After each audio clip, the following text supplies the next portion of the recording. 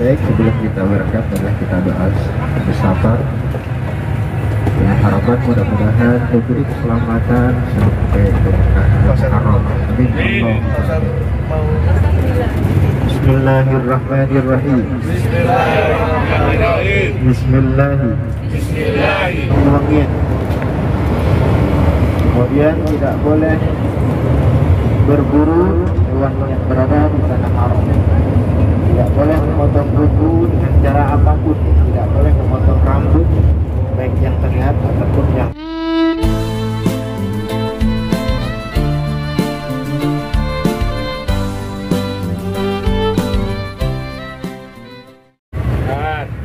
baik. Sebelum kita berangkat adalah kita doa bersama. Ya, harapan mudah-mudahan diberi keselamatan sampai ke Mekah Al-Mukarram. Amin. Bismillahirrahmanirrahim. Amantu billah. Bismillah. Tawajjahtu lillah. Bismillah. I'tasamtu billah. Bismillah. Tawakkaltu 'ala Allah. La haula wa la quwwata illa billah. Bismillah majriha wa mursaha. Inna rabbi la ghafurur rahim.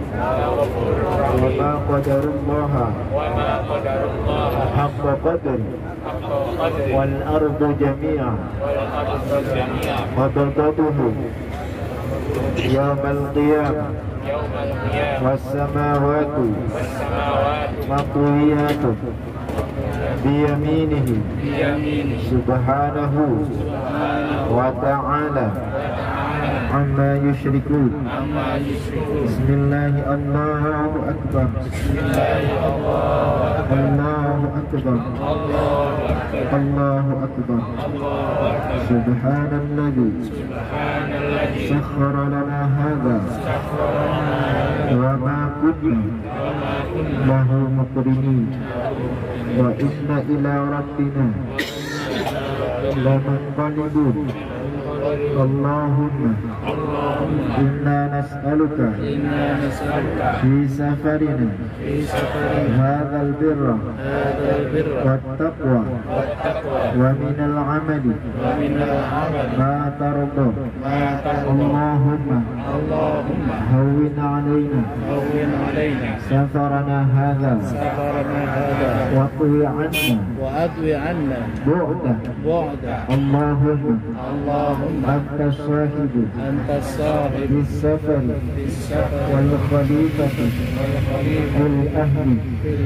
Allahumma inna na'udzu bika min wa'fa'is safari wa ka'abatil manzari wa su'il munqalabi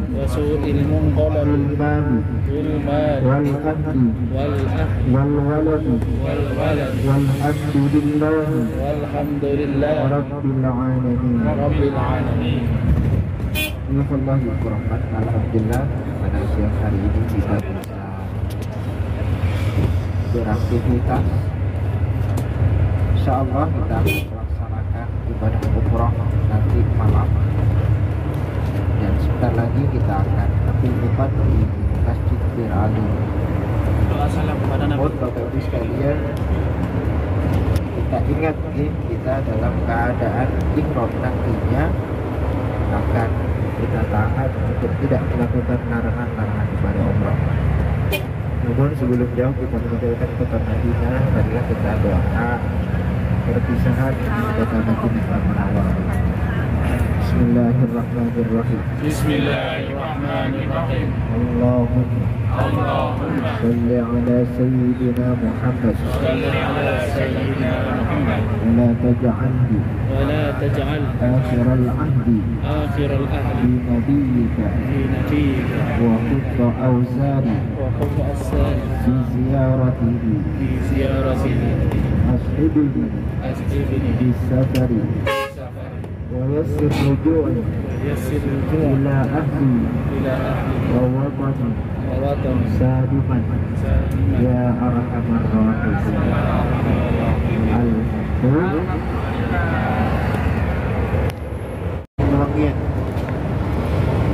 Kemudian tidak boleh berburu hewan yang berada di tanah haram.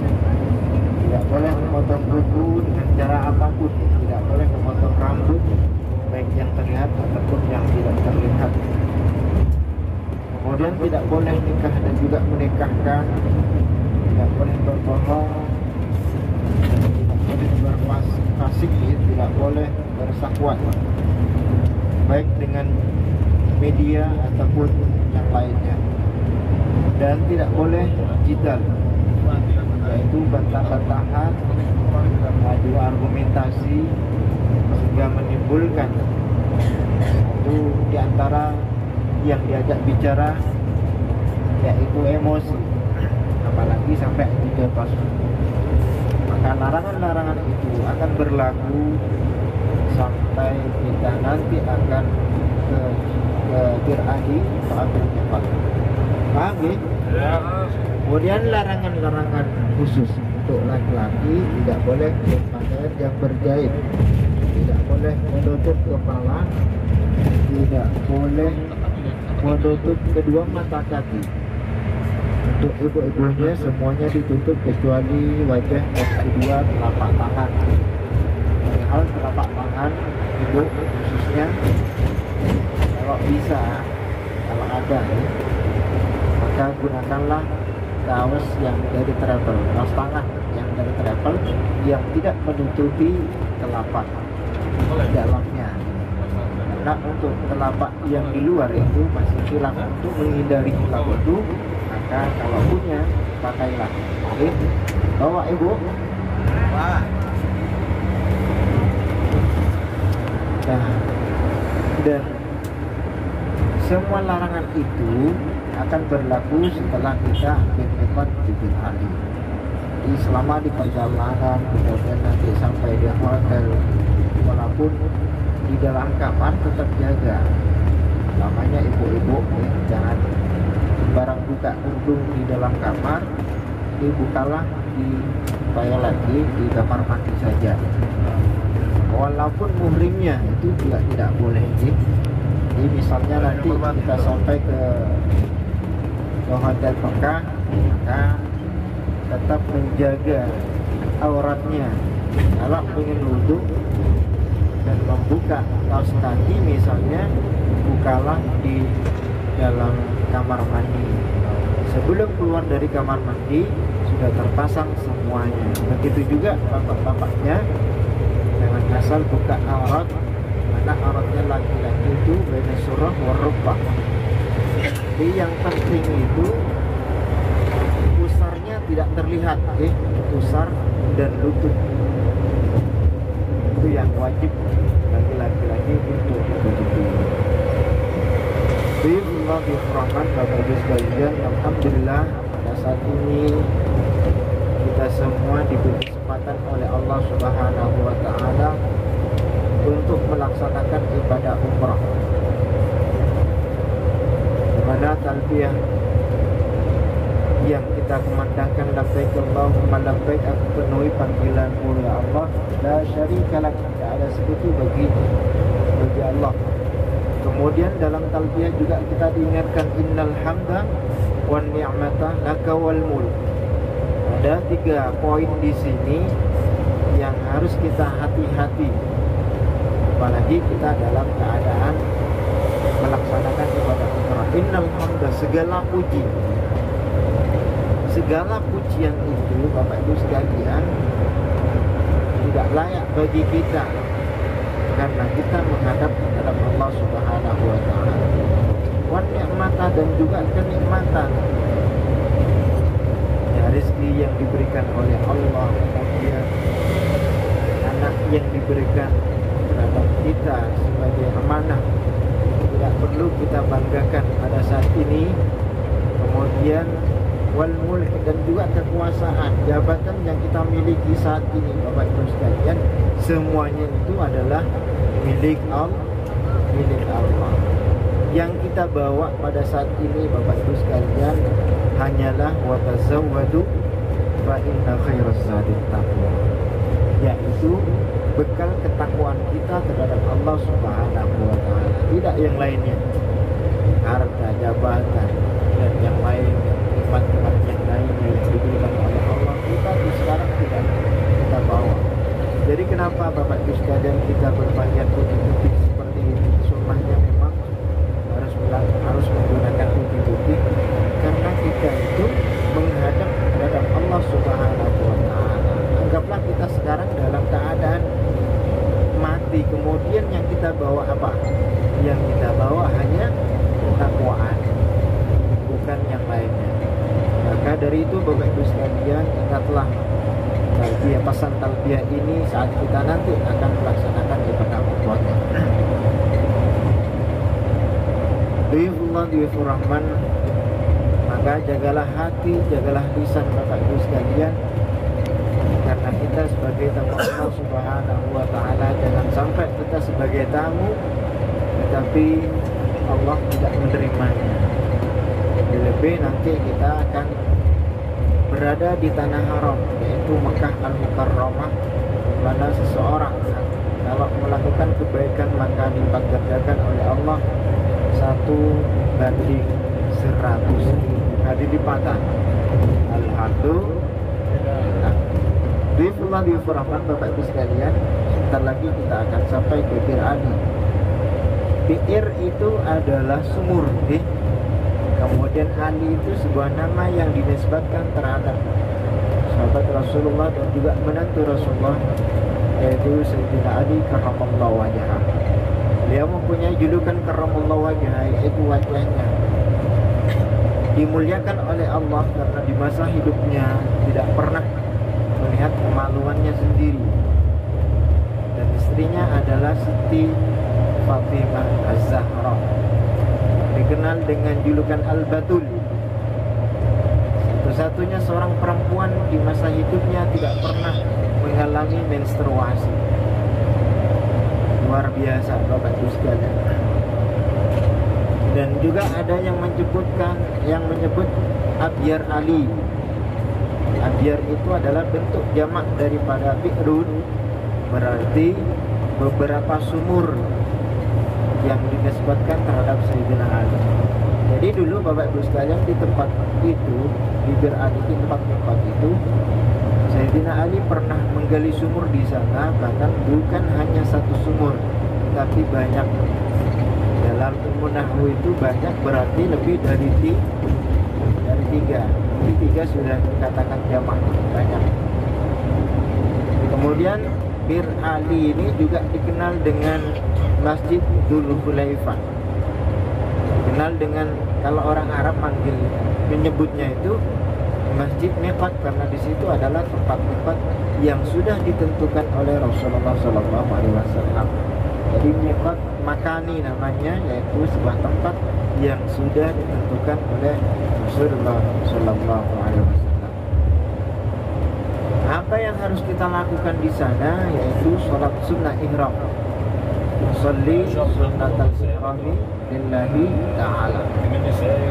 Namun terkait dengan niat Bapak Ibu sekalian, maka yang dianggap sah itu adalah niat di dalam hati. Ingat ya, jadi lisan itu hanya membantu. Kalau misalnya kita hanya melafazkan niat saja, kemudian di hatinya tidak niat, maka tidak dianggap. Maka nanti Bapak Ibu sekalian, saat kita sholat, saat kita melafazkan niat labbaik Allahumma umratan atau nawaitu umratan atau biha, maka hadirkanlah hatinya Bapak Ibu sekalian, supaya niatnya kita sah. Kemudian nanti kita akan niat di dalam bis, karena memang sunnahnya itu di atas kendaraan, dan tidak mungkin juga kita ambil sunnah yang persis seperti apa yang dilakukan oleh Rasulullah. Saat Rasulullah niat itu berada di atas untanya yang bernama Qaswa, namun kita tidak mungkin kita nanti tetap ambil sunnahnya, yaitu di atas kendaraan. Jadi di sini itu di Bir Ali hanya sholat tahiyatul masjid, ya apa-apa, tahiyatul masjid, kemudian sunnatul ihram. Setelah itu baru untuk dokumentasi itu kenang-kenangan pribadi, kenang-kenangan bersama nanti. Setelah itu baru kita akan naik ke bis untuk melanjutkan perjalanan Madinah Mekah dan Munawwarah yang jaraknya itu sekitar 450 km. Kira-kira kalau kecepatan 100 per kilo jamnya, maka 5 jam, antara 5 jam dan 6 jam. Karena nanti kita di tengah perjalanan kita akan istirahat di rest area, insyaallah. Selama di perjalanan, Bapak Ibu sekalian, yang disunahkan adalah memperbanyak talbiyah. Untuk laki-laki memperlantang suaranya, perempuan agak lirih. Jadi hanya itu yang disunahkan selama kita dalam keadaan ihram. Jadi ihram itu apa sih ihram itu? Jadi ihram itu adalah memasukkan sesuatu yang awalnya diperbolehkan, kemudian kita sengaja memasukkan sesuatu tersebut sehingga dilarang. Itu yang dinamakan ihram. Maka selama dalam keadaan ihram tetap menjaga larangannya. Insyaallah Bapak Ibu sekalian, jangan khawatir. Jadi mulai dari miqat, kemudian nanti pelaksanaan tawafnya atau sa'inya, insyaallah selalu dibimbing, jangan khawatir nih. Diikuti saja nanti apa yang saya ucapkan. Kalau misalnya tidak dengar, maka perbanyaklah membaca kalam thayyibah, membaca tasbih subhanallah, alhamdulillah, wala ilaha illallah, wallahu akbar, dan juga yang lainnya. Ya, bacaan pelaksanaan umroh itu tidak ada bacaan yang wajib, tidak seperti halnya sholat. Kalau di sholat itu ada rukun yang harus kita penuhi, yaitu membaca Al-Fatihah dan surah-surah pendek. Kan di tawaf itu tidak ada kewajiban yang harus kita penuhi. Maka kalau misalnya tidak dengar, membaca bacaan yang lain.